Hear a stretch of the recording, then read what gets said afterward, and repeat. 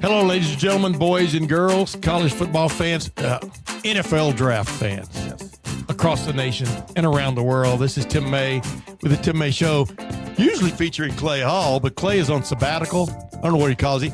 One day a week, I let him be off to wander the pasture. What do you think about that, Dillon Davis? Keeps the relationship healthy. So Yeah. It allows me to sit in the spot, so I appreciate it. Keeps him healthy, gets to graze. Actually, he's over in East Pennsylvania, babysitting for his son and their family. While things ensue, I think his daughter-in-law is actually has to be on call on occasion from a medical situation, meaning she's involved in hospital care or whatever. But yeah, he and his wife go over there and babysit. But the bottom line is Dillon Davis from the DellGazette.com and Delaware Gazette. Thank you once again for joining me here on the Tim May Show. Always enjoy it, Tim. Thank you for having me. I'm looking forward to talking some more Buckeye football, draft, whatever we have to come up. And what do we call your part of the show? It's doubling down with Double D. Double down with Double D, ladies and gentlemen. Dillon Davis. That is Tim May's thing. That could be a hell of a name of a podcast. Started on it. I could be your guest. I did not come up with my own moniker for all the people listening here. That's a Tim May thing. So Double down with Double D. Myself, so. There we go. Double down with Double D on the DG, Delaware Gazette. Yeah. But of course, we always digress. As we record this, it's Friday morning, late Friday morning, and the first round of the 2026 National Football League draft is history and historic. Yeah. And when it comes to Ohio State football, partaking in the draft, it's funny. Ohio State didn't have a player taken until the fourth pick in that first round. It was Arvell Reese, went to the New York Giants. Then they had three of the next four players taken. As you well know, Carnell Tate, surprise, going to the Tennessee Titans. Actually, Carnell Tate was the first player taken. Yeah. What am I talking about? He went to the Tennessee Titans with the fourth pick, and then along came Arvell Reese, went number 5 to the New York Giants, and then Sonny Styles went seventh, I think it was 7th or 8th to the Tennessee to the Washington Commanders. I'm getting this all mixed up in my head. You know why? Because it's hard for a 72-year-old to keep up with all this. And then lo and behold, the Dallas Cowboys, when it became feasible for them to trade down, they traded up and took Caleb Downs. And the funny thing about it was I was texting with my good buddy Bo Bishop, 97.1 The Fan, does a couple of other radio shows during the week. I mean, he helps cover the Browns for a station up in Cleveland. But I was texting with him in the middle of his show yesterday about how I see Caleb. You're not going to believe this. I see Caleb going to the Dallas Cowboys somehow, some way. And he goes, nah, that's going to be late. And I go, you can trade. I mean, trades can happen. What struck me was at the pro day that we got to watch how a couple of Dallas Cowboy officials, whether they were scouts, coaches, or two of the above, stuck around and both gave Caleb big hugs on their way out the door, after all the falderall and stuff. And, of course, Caleb didn't have a whole lot of time for the media that day, if you remember correctly. Yep. But our good buddy Clay Hall managed to get some thoughts from him. But I just said, man, it just struck me. The Dallas Cowboys want Caleb Downs a lot. I wonder if they walked out of the Woodies that day thinking that he would even be available there if they were able to trade up to 10. 10, right, is where he went, correct? Right. Yeah. No, 11. 11. So number 11 pick. For the think that he would be even available there at that point is kind of. So Ohio State had 4 players taken in the top 11 of the 2026 National Football League draft. And Will Pantages of Ohio State, the new sports information director, tweeted out a lot of stats about that. We'll get to in a minute if I can read them correctly. Because it's hard for me to remember all those numbers, et cetera. But the interesting thing was, like I said, when it became feasible for them to trade up, they did it. They weren't going to give away the sink plus the toilet paper to get him, but they gave away the toilet paper. Yeah, sure. And it made sense. I think it was just a simple trade with Kansas City because they didn't want to see someone else stepping up there because Kansas City probably could have gotten their guy later in the draft also, which is what they did, But the bottom line was, wow. But the reason I thought is because I could just see certain guys, you're looking to upgrade certain portions of your team And definitely Dallas needed an upgrade defensively from a personnel standpoint. What their first 2 picks were defensive players, including the edge guy from the University of Central Florida. Yeah, yeah. So, but wow, everybody thought Caleb. A lot of the experts thought Caleb was going to slip to the middle of the first round. I go, how does in Tim May's opinion? I'll get your opinion if I ever let you talk. I'm going to let you double down with Double D. How does the best composite defensive player in any draft ever slip to the middle of the first round when you know that immediately he's going to help you? Not 5 games from now or 5 years from now or 5 seasons. He's going to help you immediately, barring injury. That's the way I looked at it. So did the Dallas Cowboys. Yeah, that was wild to me, that same notion that he could fall out of the top 10 in general, because I agree with you. He's the safest, most ready-made star defensively in that draft. Because we've talked about the fact that he's going to be physically ready to play, but he's also mentally ready to play already. And he's going to carry himself that way. And he's going to be, kind of the face of the franchise kind of guy that you're looking for when you're picking in the top 10. So what a spot for Dallas to fall into. What an organization for Caleb to be able to go to. Like that match just seems like they're just some guys who just look like so good, so right in uniforms. And thinking about Caleb Downs in a Cowboys uniform, just that's going to look really good. And I know Cowboys fans are going to be thrilled with that. And especially to get him where they got him at, because again, I agree with you. The most ready-made defensive prospect in the draft, to get him outside of the top 10 is, that just doesn't happen very often. But it also goes to show you, like, positional premiums. Edge guys are obviously going to be at a premium at the top of the draft. Right. So which certainly lends itself to a safety being available a little bit later on. Yeah. Anything to do with hassling the quarterback or protecting the quarterback or the quarterback in the National Football League always carries a premium. Caleb's also not like your everyday safety prospect either. No, you can use him in so many different ways. He's so versatile. It's not like you just drafted a safety with that pick. You got a guy you can do a lot of different things within your defense and get creative with. I know a lot of people last night when they were talking about Caleb Downs and the prospect of somebody drafting him, talking about the ways that Matt Patricia utilized him. And some people, I think maybe it was Herb Street, even saying, like, I hope that they utilize him the way that Matt Patricia did. Like, don't try to get cute with them. Don't try to force him into, like, whatever you think you want to do. Just look at the way Matt Patricia used Caleb Downs. See that guy is going to be an asset in whatever defense he plays in, and go forward with that, because you'll have a guy making a lot of plays. Actually, it might have been Nick Saban who said that, as a matter of fact, now that I think absolutely. Here, I talked about that on Bo Bishop's show this morning, ironically, when he was heaping praise on me.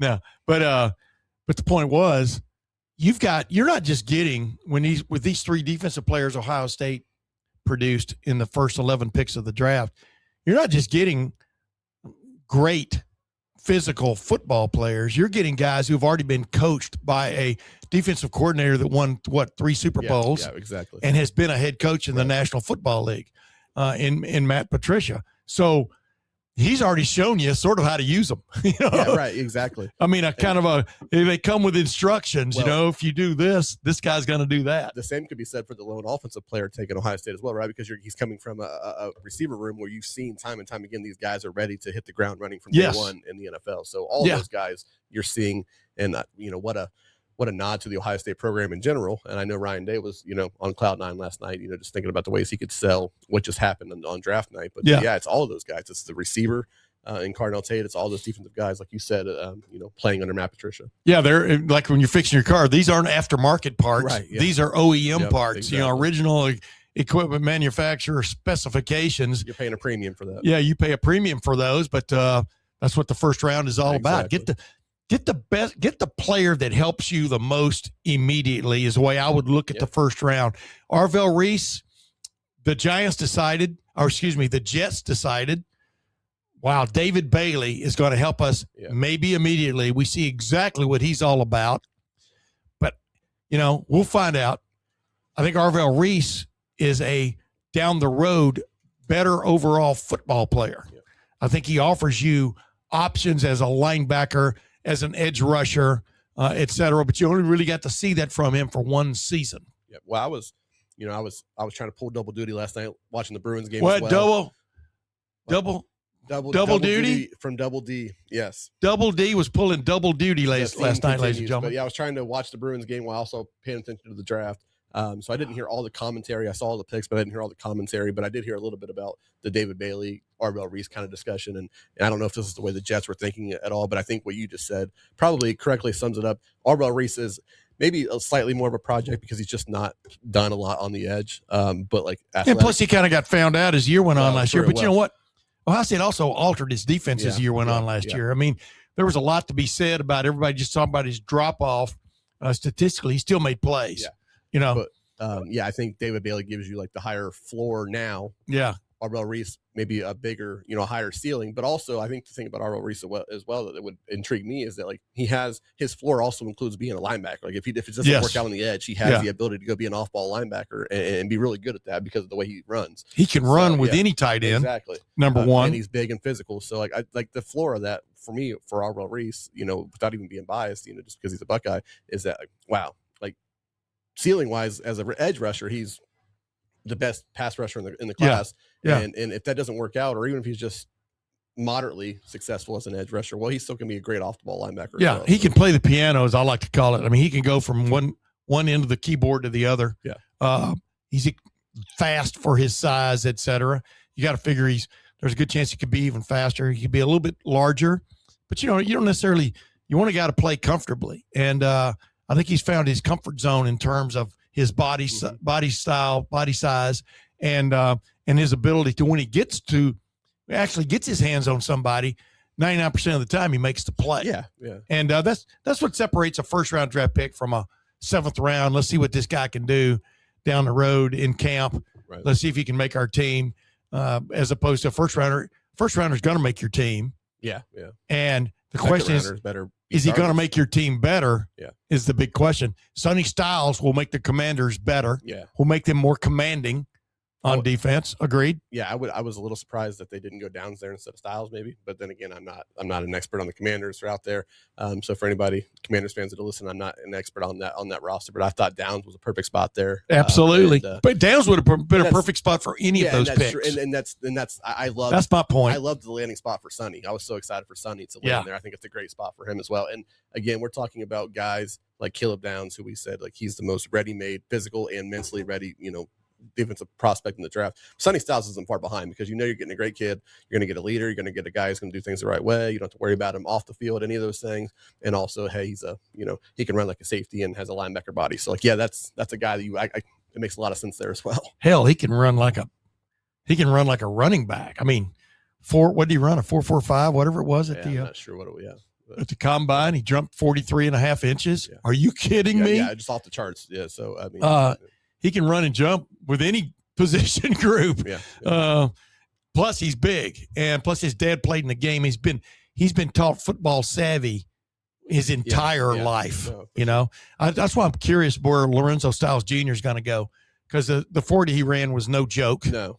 At the combine, the fact he did it with the fact he did his high jump or vertical leap, what did he do, 38, 39 inches, and with his other arm, because he had surgery on his right shoulder, but he went through that whole situation. I think somebody might take a run on him tonight as we record this in the second or third round, but probably he's a third day. Yeah, he's a third day pick. That's fine. He's going to get drafted. But if you're taking people on potential, I mean, the guy went to Notre Dame as a wide receiver. Exactly. Came back to Ohio State as a defensive back. And started. I mean, he was a starter level player. Right. At Ohio State in a secondary. Nickel, whatever you want to call it, back, and has the ability to return, kicks as well if you want to utilize him as that. And played on a national championship winning team, and then played on the number one defense in the country team. Yeah. Like I said, his credentials, and plus his dad, just like Caleb Downs. I mean, Caleb Downs was born into football, and he could have been, if he'd been born into banking. Yeah, we might have never heard of him, or we might have. Given the head that he has on his shoulders, I'm pretty sure he would have been an elite level banker as well, or elite level whatever Caleb Downs decided he wanted to do. Yeah, the thing about Caleb is he doesn't necessarily treat a situation as he's the smartest guy in the room when he deals with you, but he treats it as he can take you or leave you. Meaning that's fair. That video that surfaced of him doing a Rubik's Cube while waiting on the red carpet last night. was as telling as anything else. Yeah. You know. Yeah. No, it's fair. Caleb's he's a different kind of guy than what I've encountered, certainly in my now 8 years on the beat. And I think that's probably the best way you could, put it, is like, sometimes I feel like we're bothering him with the, taking up his time. He could just, yeah, you're just not interested in talking. There's something said about being smart, but there's something to be said about having savvy. Savvy is you, like I said about the room, you can read the room, you can read the defense. I mean, you have prepared yourself for the task. And now the thing about Caleb is he's prepared himself for whatever task he's faced in football. Then he goes out, knows almost every answer to the test, but then he can go and mark the box. Yeah. Yeah. And I keep getting back to that. The most complete, in my opinion, defensive player I've ever covered at Ohio State in terms of having the entire package. Yeah. Not just he knows where the play is going, but he's a half step late getting there. Sure. He's rarely ever a half step late because he's usually a half step ahead of the play. Yeah. Well, when you don't, when you, and I mean, he can make every play. No, but instinctually, like, to have the instincts, the things that you can't coach, like, that certainly helps as well. But like when you're mentally as prepared as he is as well, and when he's thinking the way he is, pre-snap and all those things, it helps you to be where you're supposed to be on time, as opposed to having to think and react. You're like me, you're a reporter, but then on top of that, you're a human being. I don't know if you know that. I don't know if anybody's ever told you that. Sometimes my wife wonders if I'm not a robot, but I am, in fact, a human being. Double down with double D. Yeah, and I'm doubling down that I am, in fact, a human being. He lives 2 lives. Double down with double D. But you're, by the human being part, how can anyone not feel ridiculously great for Carnell Tate? Yeah. I mean, his mom gets murdered on the streets of Chicago. I think one of the most gratifying his freshman year. One of the best things about doing the job that we do is we get to know these guys a little bit more than your average person. Of course, everybody hears these stories and things like that, but you get a chance to talk to these guys and really see how things like that have shaped who they are, or help them to become whatever they're going to become. And certainly Carnell's one of those guys. There's certainly plenty of other names that I would talk about that have been like that, but certainly I'm so excited for Carnell. I think it's a great landing spot for him. I know Cam Ward's probably really excited that they went receiver there. I was a little surprised they went receiver, but again, it makes sense if you're going to invest in Cam Ward last year, get him a receiver. So yeah, you've judged Carnell Tate is the best receiver in the draft. You're the Titans. That was their judgment. Yeah. Because they could have taken any receiver there. Jordan Tyson would have been the other one. Yeah. So I mean, but they could have taken anybody. They took Carnell Tate. Yeah. If he's there, you need that difference maker. You got a new stadium you're about to open. Right. Yeah. It's going to get the Super Bowl, apparently. It's a pretty cool stadium when you think about it. Yeah. It's funny. Tennessee, the Titans' old stadium was sort of I liked it, but it was sort of a glorified college stadium. Yeah. Kind of the way it was built. Yeah. I love Nashville, all things Nashville. Yeah. But the stadium itself, good for them because it was time to do something different. Yeah. And it's funny, that stadium was only 20 years old. Not even that, maybe. Well, Cleveland Browns are doing the same thing, slightly older than 20 years. I know. Meanwhile, Ohio Stadium was built in 1922, refurbished in 2001. Or 2000. Yeah. Right on down the line. What's it going to reminds me of golf course where we're going to be playing, by the way, later this afternoon. You and I are. What will it be? Replace the turf or returf the place? Yeah, right. The old line at a golf course. But yeah, the bottom line is they decided he was their best. He was their best receiver on the board, and by golly, they were going to take a receiver with that spot because you get to get the best at the position you need the most. Yeah. Right. Yeah. So that's the way the NFL draft is. Sometimes you take the best football player on the board. Sometimes you take the best player at the position you need the most still on the board. Well, when you're drafting, there is no rhyme or reason to it. Is my point. When you're drafting that early as well, you typically need several things. There's a reason why we're picking where you are. So it certainly helps there in order to be able to pick the best player you think is available, because chances are you probably need that, outside of a quarterback, obviously, because they took a quarterback last year. Outside of the quarterback, you probably need to improve at that position, whoever your best available is there. So. Yeah, exactly. But by the way, we're going to include some sound from Ryan Day in this near the end of this podcast, only because he's speaking where he and Nina Day are being lauded for their help with rightfully basically children mental health issues, and back in his hometown, their hometown of Manchester, New Hampshire. And it'll be interesting right here to see what Ryan Day has to say about the draft, and maybe a couple of questions about after the spring, if any of us get to ask a question. So, yeah. I mean, what a solid individual. Watching him last night, the way he quipped with Nick Saban. Yeah. He's he's funny like that, Ryan. When you get a chance to talk to Ryan, and maybe it's not all business, all ball. Ryan's funny like that. Oh yeah, and I love that interaction with him and Saban. That was really cool. But he notices, like I said, he's curious. He's my favorite line about anybody when I find him to be curious about stuff. He's not just a leaf floating down the creek. Right. Yeah. He's curious about what's going on around him, sure, et cetera. And of course, we've heard him talk about how Ohio State should be considered by players they're recruiting the best and or getting from the transfer portal as a developmental stepping stone to the National Football League. I mean, he's left that out there. I mean, he's not ashamed to say it. And I always point out, Brock Boyd was a 3-star, but they went and got him because Brian Hartline decided this guy's got it. Why he's a 3-star, that's not my call. No. So this idea that they're only going to recruit 4 and 5 stars, which was kind of put out there, might have been put out there even by Ryan a couple of weeks ago, is interesting because that's not all they're about. You're going to make me – I have to put this PSA out there for anybody who's still just like all about stars. Like, stars do matter. This is a whole different conversation.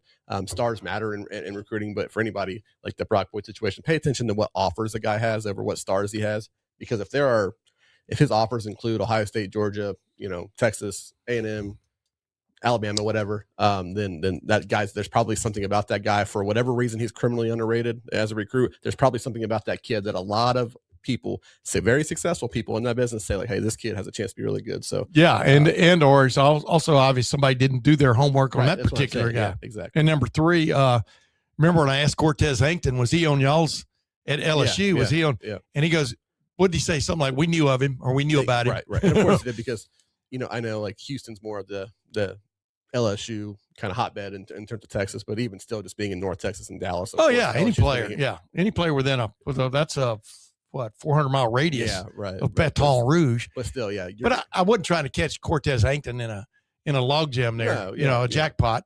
It was more of, this guy was overlooked. Mm-hmm. And even when Ohio State got the commitment for him, I don't know how many people kept coming back in on him, but he could help any team in the country. Don't you agree? From what we saw, we talked about this like a couple shows ago. Like, again, if you dominate at South Lake Carroll at a program like that for the teams they're playing, like that, you can play football. Like, you're a very good football player.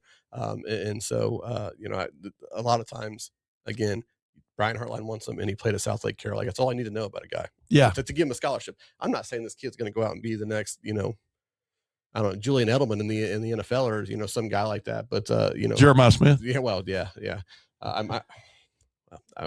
Okay. Anyway, I'm with you. I know. But to give him a scholarship, to make his scholarship warranted, like, why not? Brian Hartline wants him, and he dominated a big time program in the state of Texas. Like, that's worth a scholarship in my opinion. And Brian Hartline wasn't the only big time coach in college football that wanted him as well. So, well, let's get to this sound from Ryan Day. Just a little brief thing. He was on a Zoom call with a few of us reporters after he and Nina basically made their announcements, et cetera, and were lauded. Too bad it's not in Loudon. They could have been lauded in Loudon, New Hampshire, but in Manchester, New Hampshire. Let's get to what Ryan Day had to say about that, but also about the Buckeyes going in the draft the way they did. Ryan, we weren't there. How did the event go? And I know you and Nina are constantly looking to, just like your program, enhance the football team. When you look at what you guys are doing here with this mental health initiative, like, what's the next thing that you guys want to accomplish beyond today? Yeah, thanks for the question. Yeah, I think for us to be a part of what's going on locally in Columbus has just been something that's really important to us, and to see the impact that's going on is tremendous, and just a sense of pride for us. But with the Kids Mental Health Foundation, this is going national now. And I think the goal early on was to be an example for others. And you're just seeing this thing spread. And quite honestly, Nina and her sister both really wanted to do something back home for a long time. And we finally got that done today. We had just under 1,000 kids, high school, middle school, teachers, coaches here. And the energy was great. It was in what's called the Palace Theater here, which was a really cool venue. It's been here for over 100 years, and just the energy was great. The kids were into it. I thought it was a great event, and it's something that I hope we can continue to do, and then continue to spread this thing throughout the country. We have these daytime break hits that are tools for administrators, counselors, teachers, coaches to help with some of these students, some of the players who may be struggling with things, and gives them the resources they need to help. So it was great, and then also showed some videos. Trevion was nice enough to send us a video because we're here in New England. So they all knew him from the Patriots, and Julian, Caleb did a really nice piece. So it was good for them to see our players as well. There is a strong Ohio State following here in New Hampshire and in the Northeast. So overall, the energy was great in the room, and I think we got a lot done today. We'll go to Tim May. Yeah, I was wondering, Ryan, is part of this thing is to make it not feel uncomfortable for youngsters even to seek help along those lines. You know what I mean? Because back when you were growing up, you've talked about this before, and that has to get you going as much as anything else, that people are treating it as just like going to the doctor for a stubbed toenail or something. That's it. And I think today, Nina and I both went to the same, elementary school, junior high schools. A lot of these kids played on the same fields, shared the same challenges. So hopefully there was a way to relate there. But to your point, that's exactly right. And the idea is that everybody has physical health and mental health, and we have to be aware of everything. And talking about things and being aware of those things are important. But the most of the talk was about resilience. So telling the story about the national championship run and the adversity that our team hit, but then being able to respond, that's life. And building resilience up in your life is a part of mental health. It's just like lifting weights. It's like bench pressing. The only way to do that is to stress your muscles out, to get stronger. Well, it's the same thing mentally. You have to be uncomfortable. You have to push yourself. You have to go through some tough times in order to build and grow. So we talked a lot more about that than anything.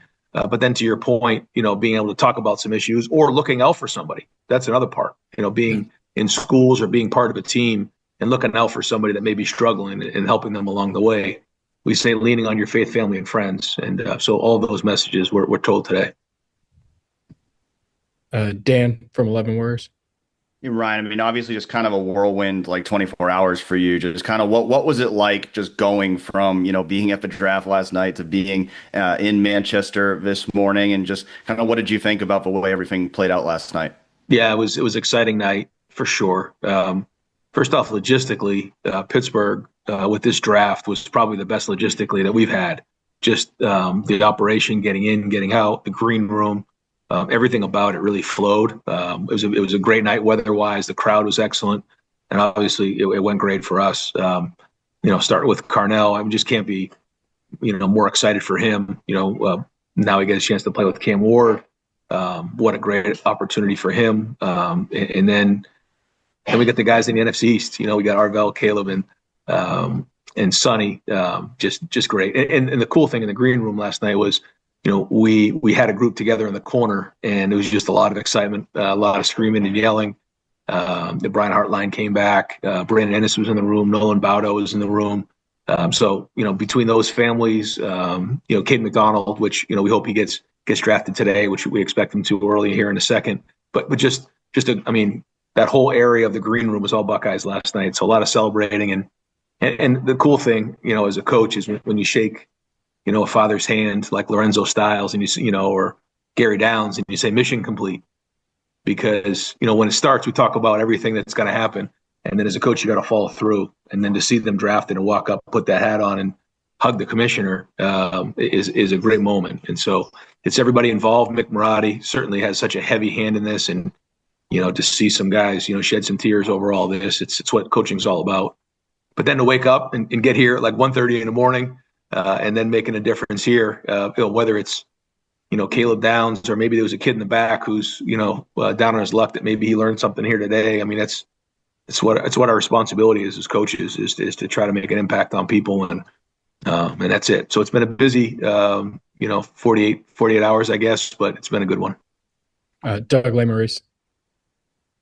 Ryan, you mentioned like the idea of this initiative, this kids' mental health initiative going national. What do you think is the possibility of how much this could grow? What the end game is here of spreading this beyond Ohio and New Hampshire? Well, I think for us in Columbus, with the Kids Mental Health Pavilion downtown and Nationwide Children's and the Kids Mental Health Foundation, it's an example, because one of the most important things right now in mental health, as we all know, at any age, but certainly with adolescents and teenagers, is access. And so not many cities or parts of the country have what we have. And so, I know that a lot of folks are flying in to learn about how things are done here in Columbus, how things are done at Nationwide Children's, and the Kids Mental Health Foundation is really spreading the word on this to explain what that is. And so with our daytime break kits that have gone out to over 1 million students in classrooms worldwide, it's a chance for us to send the resources out, but we want to even do more than that. We want to be the example of what other cities can do, because no matter where you are across the country, when you talk about young people, this is an issue, is access. So it's an area where a lot of times philanthropy is important. So the more that we can spread the word on what's going on here, then hopefully some other cities grab onto this and they continue to build. But a big part of that is spreading the word. Jake Trotter. Hey, Ryan, speaking of the draft, last night was only the second time since the merger that one school produced for the top 11 selections. What does that say about where your program is right now? Well, I think for all the guys, and we just had our exit meetings coming out of the spring, I try to say to these guys, listen, you're in the program because we think you can play here. The question is how fast are you going to play here? And when you look at guys like Sonny Styles or Arvell Reese or Caleb or Carnell, you say to yourself, you guys have a chance to be first round draft picks. The question is how fast. It's our job to surround these guys with everything they need to be successful.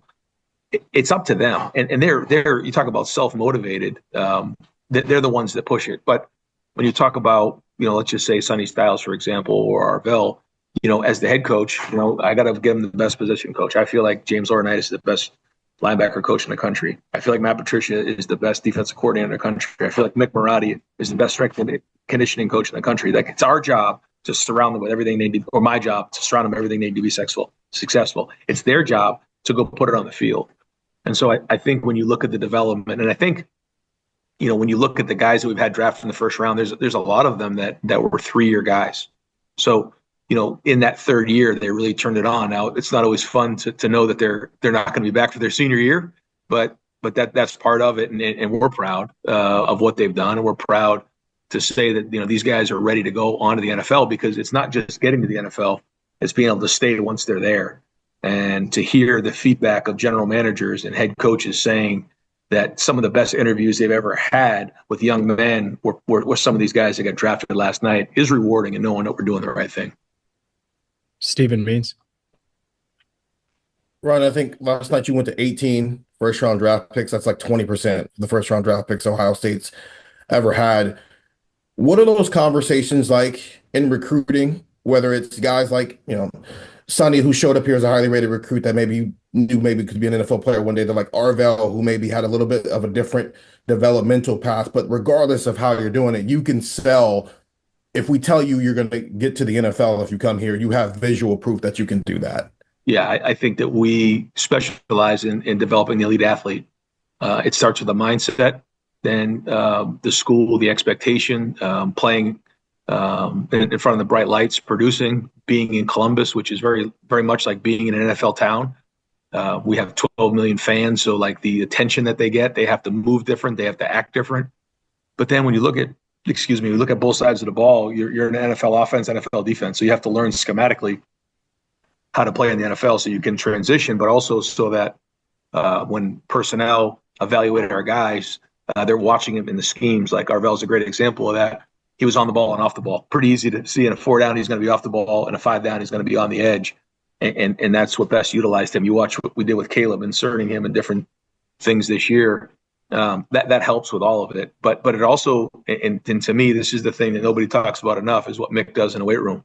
And it's not just the strength gains, it's the discipline, it's the mental approach, it's the leadership, and the mindset. And we all know how important that is. And so, during the recruiting process, we talk about it. And you heard me say the other day on a podcast, like you come in looking to be a first or second rounder. Well, not everybody is, but it's the mindset. Like, that's the expectation. Again, we expect to win every game. Does it always happen? No. Does everybody become a first, second rounder? No. But the mindset is that way. And that's been here for a long time, a lot longer than I've been here. I also think the last part of it that is important is the stability. I think when you have stability, you have the ability to develop people at a high level. Bill Raminowitz. Ryan, you just came off spring practice. You went to the draft. You flew overnight to New Hampshire. I don't know if do you ever have downtime, and kind of what's next on your plate? I mean, are you going to take a break? Are you plunging right back into football? What's next for you? Yeah, we got done with the spring game, and we had that event right afterwards, which we raised a bunch of money for, which was actually a great event to bring former players, coaches together, and then some of our boosters, which was great.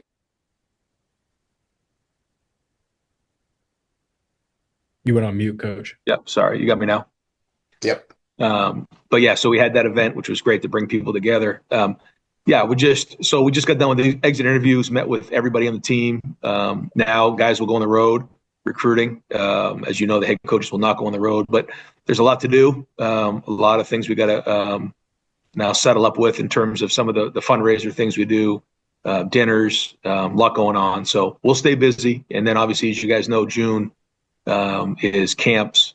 It's, guys in the workouts, and then it's the recruiting on the weekend. So we're going to push real hard all the way towards the end of June, and then we'll try to catch our breath at the end. Time for a couple more guys. We'll go to Dave Biddle. Hi, Ryan. A lot of guys were out during spring. Is it safe to say that none of the injuries are serious, and you expect all those guys to be healthy for the start of camp? Yeah. I just met with Sean and Mick over this, and yeah, it's looking at all these things, like meeting with these guys, they're all going to have full summer. So there's nobody on the team that won't have a full summer. So I wish we had those guys for the spring, but I think we did the procedures at the right time, make sure that they have a full summer. That was the most important thing. So whether they were labrums or meniscus or those types of things, we got those things cleaned up, fixed up. Next few weeks will be important for them to get strong. And then we hit the thing at the end of May running, and then have a strong June, July, and then preseason will be important because, we all know we got to start fast next year. Thank you. Yeah.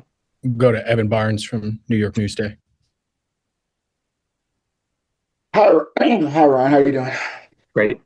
Good. Obviously, the Giants just drafted Arvell Reese, and he talked about how he was used at inside linebacker as much as edge rusher. Just curious, do you speak to just kind of how he was able to be used so well at both positions and how it can help him with the Giants, what they want to do with him? Well, I think when you have somebody who can do multiple things, it just brings a certain versatility to your defense, and he can do that. He's only 20 years old, so this guy can do a lot. And I think to find somebody that truly can set the edge like he can in a 5-down front or what we call an Okie front, and then rush the passer, but also play off the ball in a 4-down front is unique.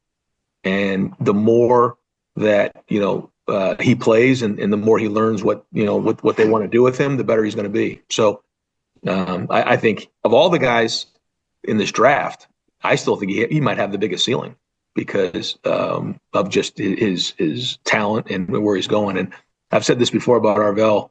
He keeps the game simple. And in a game where some people like to overcomplicate it, he keeps it simple, and he has that mindset. So they're getting a good one. Go to Adam Rittenberg. Ryan, there's a lot of debate in this draft about positional value and overall prospects. I'm wondering where you think Caleb kind of comes into that. A lot of people might say he might have been the best prospect, but played safety. And so what was it like just kind of talking to people about him with that in mind, and then where he ended up going at 11? Yeah, I don't think there was any doubt that he is a generational player. Talking to different clubs, the feedback we got in his interviews, his production on the field. So, that was all, the same conversation. I think the thing that's interesting is watching the draft year in and year out. You see certain things that kind of make you look at things sideways, but each club has their own needs, and sometimes they have a positional need that they need to fill. Other times, you get best available. But it is just sitting there as a coach when you see some guys come off the board in front of somebody like Caleb Downs. It just kind of makes you think, I wonder where they're going to be in 5 to 10 years looking back on this draft, and if they have any regrets. I don't know, but I know the Cowboys got a great one. Do 2 more. Bill Landis. Ryan, you've told the story many times about how when you arrived at Ohio State, one of your immediate goals was to turn Ohio State in the QBU, and we saw sort of the immediate dividends of that, what it did for your profile, what a similar thing did for Brian's profile. For James to have 2 top 10 picks in his second year as a linebackers coach, what do you think that does for him in terms of his view right now and the future of his career? While Arvell was getting drafted, and then Sonny was going right after him, literally I put my arm around James and I said, remember when you first got here? And I said, your job is to make this linebacker you again. And look how quickly he did it. And people just think, oh, they're talented guys. Yeah, well, there hasn't been 2 guys drafted like that before, and you got to give them credit. There's a lot that goes into it. There's so much that goes into development, and he's done it in a short period of time. And you got to give him credit. And you look at where it's going in recruiting, what he does in that room. He does an excellent job. So hats off to him and hats off to Matt, putting him in great situations. But ultimately, it's the job of the position coach at Ohio State to make it that position you. And you're seeing it. I think it's a great point, and he deserves the recognition on the development there. We'll finish with Joey Kaufman. Fine. Just looking at the first round picks you've had last couple of years, the majority of those have been guys you signed out of high school and developed. And obviously, this is a very transfer-heavy time in the sport. But what advantage do you think that still has for you guys? 3 out of the 4 this year were high school guys. 3 out of the 4 last year were sort of in the same position.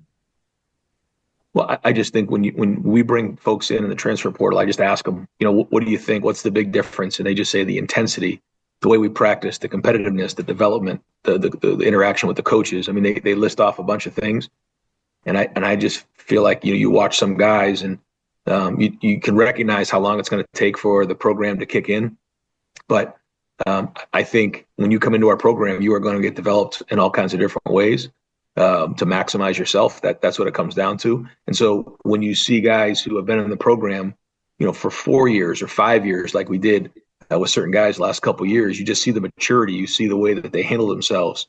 I think this is a unique group because of the juniors and the fact that you see guys like Caleb and Sonny and Carnell and Arvell and just how mature they are and how they handle themselves is very unique.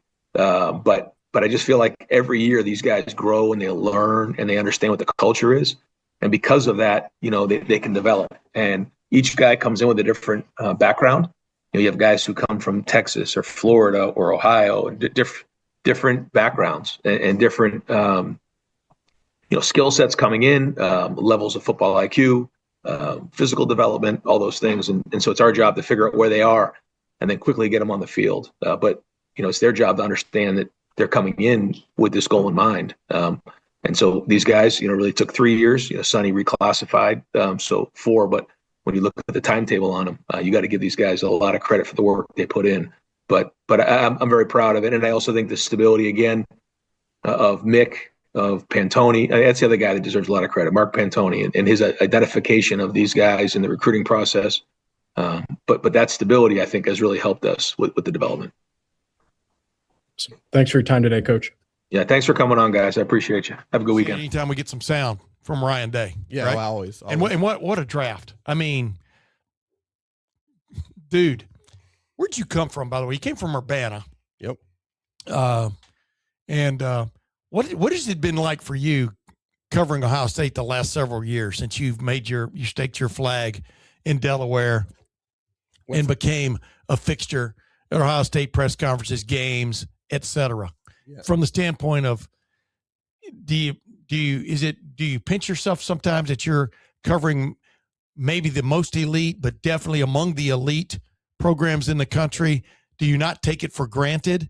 And yet, it's not the same everywhere as it is at Ohio State.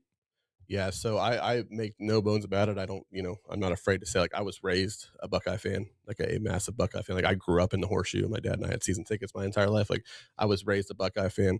I don't think that's a bad thing because I don't let it interfere with my work, because anybody who knows me knows I'm hardly someone who won't speak my mind. And I think in some ways it's actually advantageous because I know how Buckeye fans think because I was raised one and I'm surrounded by them. I understand. So you're a little bit off the cliff, something like that. I'm hardly a fringer. But anyways, so I was raised a Buckeye fan. So to say that, like, I have like these pinch me moments every year, just randomly, it'll just hit me. I'll do something. And the perfect example was like the Roosters meet and greet with the coaching staff and just, sharing a beer and, having just off the record conversations with these guys. Yeah. Moments like that, like, just are truly like, my 8-year-old self, I told him like what I was going to be doing for a career and calling it work later on. You never would have believed it. You actually wrote a letter to yourself? Are you one of those guys? Yeah, I did. Seriously? Yeah, no, I did. I wanted to be a test pilot for the Air Force, but that didn't work out. Go ahead. But anyway, so like to say that I have these pinch me moments doing this job is like absolutely true, because of the access I have to the program that I just grew up just absolutely cherishing and loving is unreal. But I also I appreciate professionally having the opportunity to cover Ohio State, because I could have had the same story and it could have been for a lot of different programs, and it's not quite the same as covering Ohio State football. I cover the largest, I'm part of the largest beat in college football, and B, covering, arguably the best program in college football, where there's always something to talk about. It's always interesting. People are always engaged in Ohio State football, which is a blessing, because, even, in the spring, coming out of the spring and the summer, there are some dog days where, it's just like, you're not sure what to write about and things about that. But there is always still something to write about. Think about how bad that would be if it wasn't a program like Ohio State, where, people just kind of fall in and out of caring about the program. That's not the case at Ohio State, obviously. So I'm always thankful of that as well. So just very appreciative of the opportunity that I have to do this. Yeah, I think the point you're making is no matter what you write, a lot of people are going to read it. Yeah, exactly. Because of that. Yeah, and discuss it and dialogue, and just even it could be something as small as like a Twitter video, that I post on there, and it goes crazy. Oh, it does. It does. Your Twitter videos do go crazy. And I appreciate the comments and the dialogue in there and things like that, and the back and forth. I always try to interact with people on there. Just all those things. Like, it doesn't have to be that way. It's not that way in most places, but it is here. And it just so happens to be the program that I grew up loving as well, and I get to do it for work. And so, always thankful for that, for sure. Double Down with Double D. That ought to be your Twitter handle or X handle. I'm just waiting to write that book someday. I'm hoping I have enough stories as you do in your career that I can write that book. And if hopefully you can write the forward for me. So I just want you to write the book about my golf game, which would be a pamphlet. A pamphlet. No. Oh my God, ladies and gentlemen, never seen anything so bad.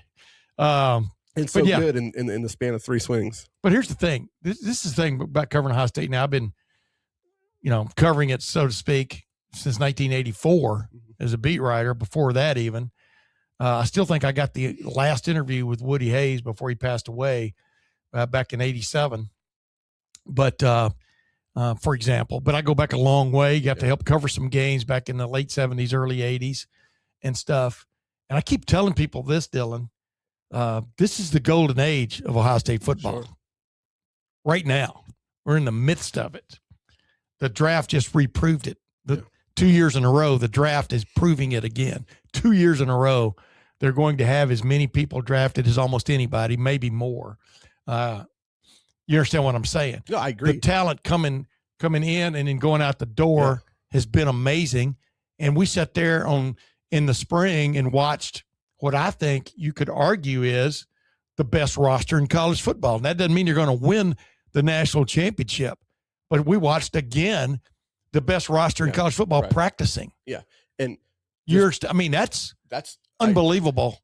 This golden age, in my opinion, was ushered in with Urban Meyer, right? Correct. So I understand. Actually, I would say it started under John Cooper in the mid 90s. Well, I think he got it started. I agree with that. He definitely got it started. I think him and then Tressel continued to push Tressel took it to another level. I think it entered the golden age with Urban. Then Urban took it to another level. Sure, And now Ryan, I think, has kept it at that level and more. Right. So I guess I understand Ohio State fans' disappointment, because I agree. Ohio State has underachieved in this golden era of this program's history, which is already saying a whole lot, because it's always been a program that's never really had that like true down in the depths moments.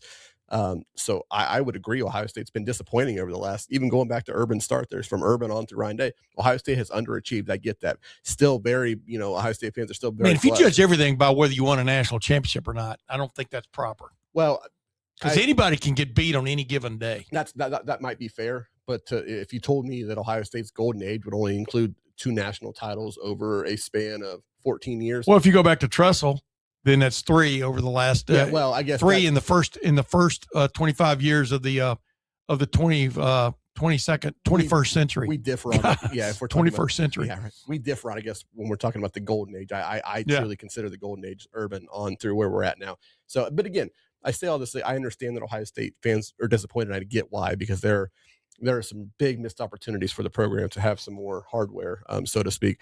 But at the same time, you sound like my buddy Jeff Snook. Well, I think it's fair. I don't think it's.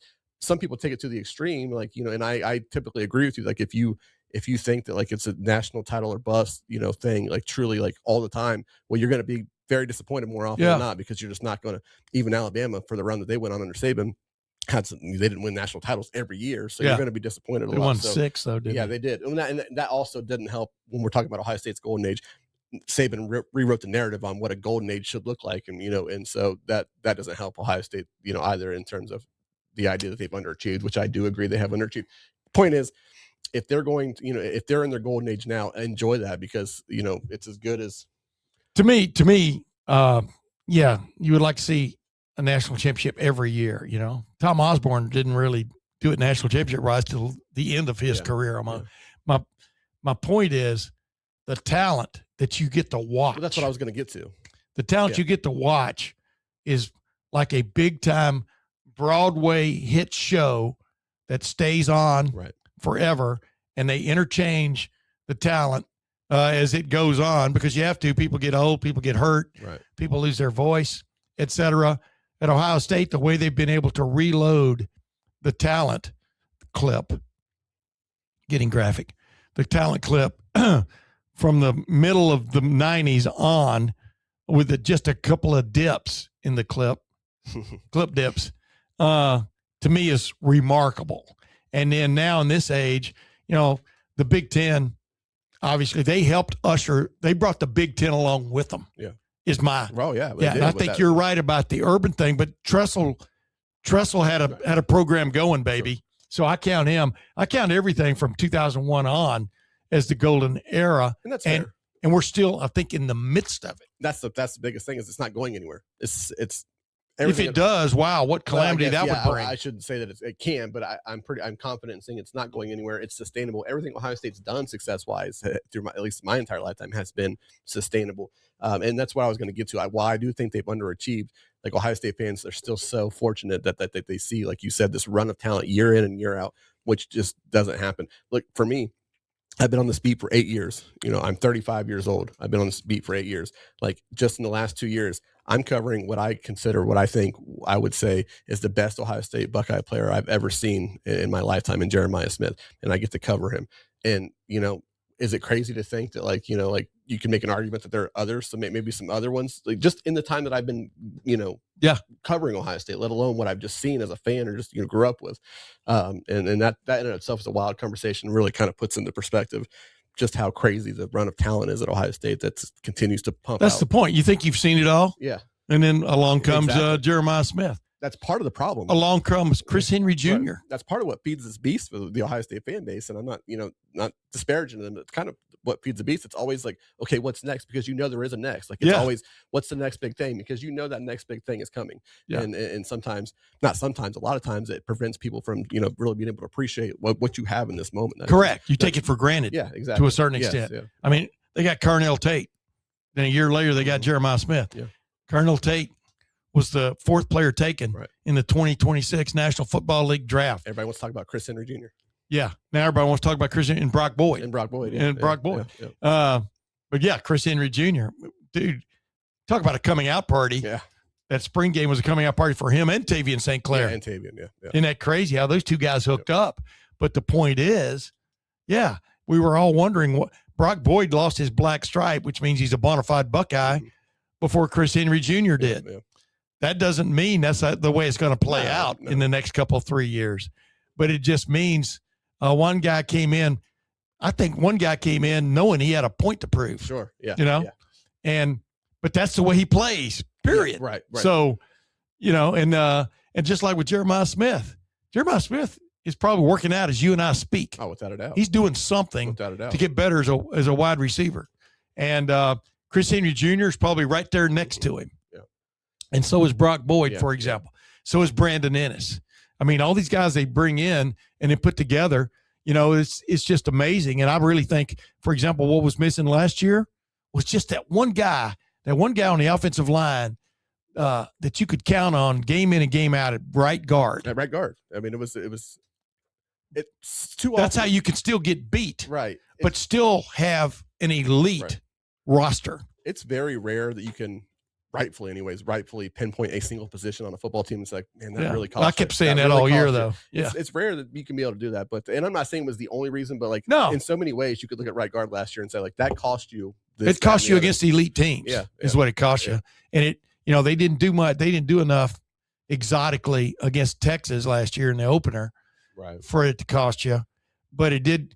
And by cost you, I mean, guys get banged up also as the thing goes on. But what it does is it becomes, when you've got an elite defensive coordinator like Indiana has, and in Miami. By the way, he's a former Urbana kid, by the way. There you go. Went to Piqua. There you go. Went to Piqua. Talk about one that got away. Yeah. But the bottom line is when you got 12 games of tape to go, well, we're going to attack there and see how it goes for us. Yeah. You know what I mean? Same thing with Miami. And of course, you had Gabe Van Sickle start that game, and just, sometimes the lights are too bright, but also sometimes, dude, the pressure's more than you can bear. Yeah. Because they're just damn good. Yeah.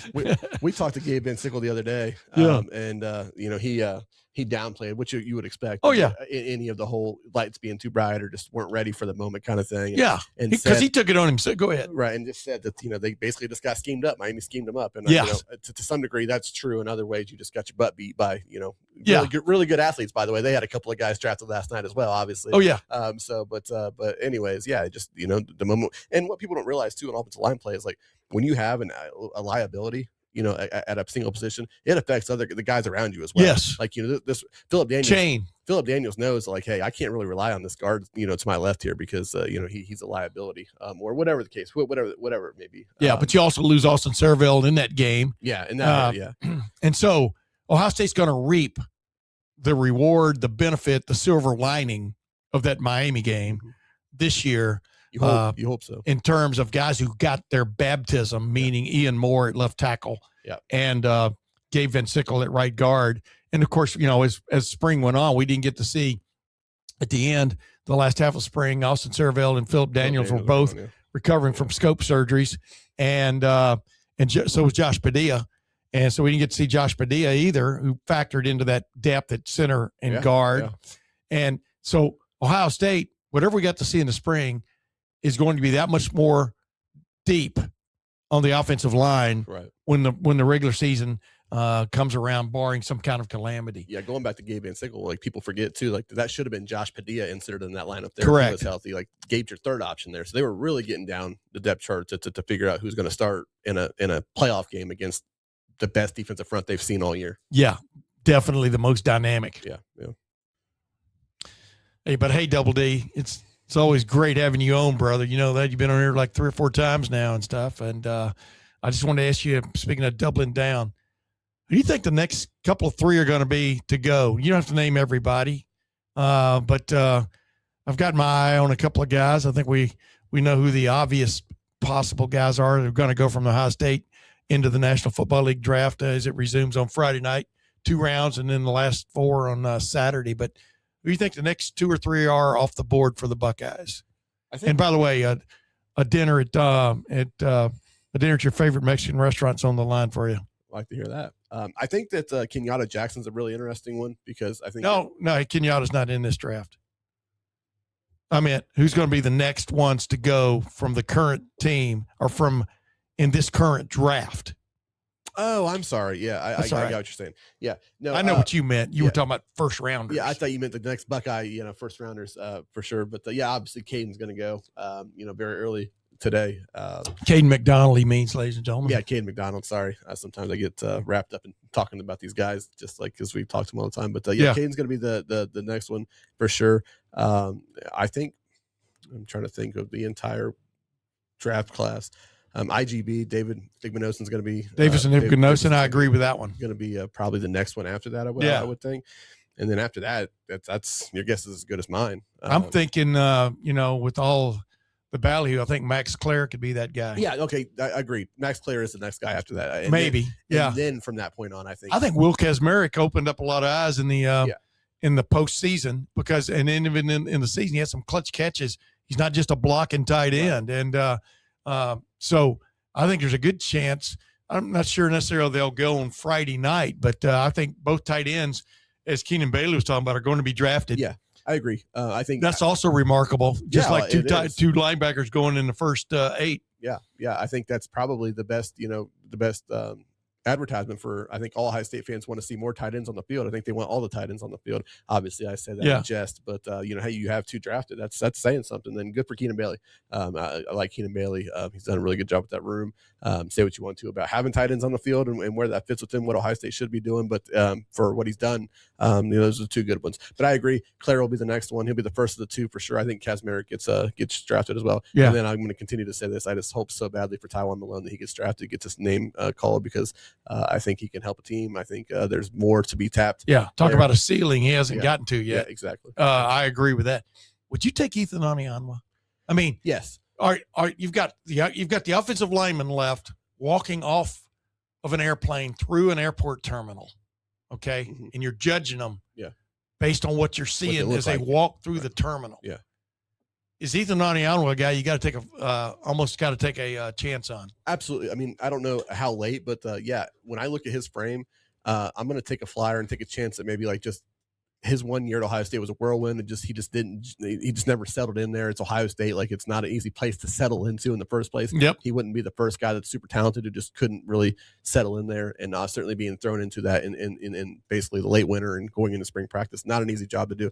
So I would say that frame and just a possibility that maybe there's better there. It just, for whatever reason, it just never really meshed with him at Ohio State. I'm going to take a flyer on that just because of his size for sure. So I think he gets drafted. Okay, ladies and gentlemen, that's called double downing with double D. Or double D'ing, double downing. We'll continue to workshop that. Yeah. Bottom line is we're going to go play golf this afternoon by hook or crook. And, man, I appreciate you joining us, ladies and gentlemen. Dillon Davis always brings both the bread and the marmalade to the proceedings. I have no idea what that means, but I think it's a good thing, and it's a pleasure to be here. Marmalade would be something you spread on the bread. Well, I know what both of those things are. I don't know what the saying refers to. It doesn't. I just made it up. What I do know is that it's a pleasure. I think that's a pretty good saying, though. Yeah, it Stick is. with It that. is. It sounds like it's out of the 1930s during the Great Depression. Exactly. But appreciate you joining me, my man. Always pleasure. Take it eezy on me in the golf course. You know what I mean? I'm not going to do that. But 8 strokes. I'm just asking for 8 strokes. I'll give you 8 strokes. I almost made a funny line there that would only be funny to me. Yeah. But it is what it is. Ladies and gentlemen, thank you for joining us. And till Monday, I think Clayton Hall is going to be back. It is the Tim May Show featuring Clay Hall, and appreciate it when he's around. But until then, and speaking for Double D with Dillon Davis, thank you for joining us. We'll see you then.